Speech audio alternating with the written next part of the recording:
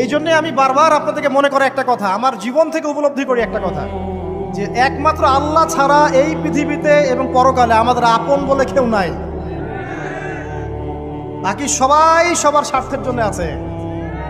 মানুষ মানুষের অবস্থানকেই মূল্যায়ন করে, মানুষ মানুষের অবস্থানকেই মূল্যায়ন করে।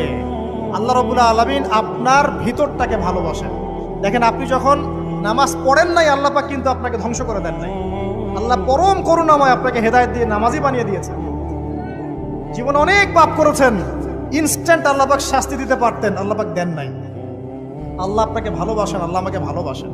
আল্লাহ পাকের এই ভালোবাসার ঋণটা শোধ করার জন্য হলেও নামাজি হয়ে যান, আল্লাহর পথে ফিরে আসেন, দিনের জন্য কিছু করেন, দিনের ফিকির করেন, পড়াশোনা করেন। প্রিয় ভাইরা, আল্লাহ পাক তৌফিক দান করুন। দেখুন, এই রিবা থেকে দূরে থাকার জন্য একটা হাদিস যথেষ্ট, যে 4 শ্রেণীর মানুষকে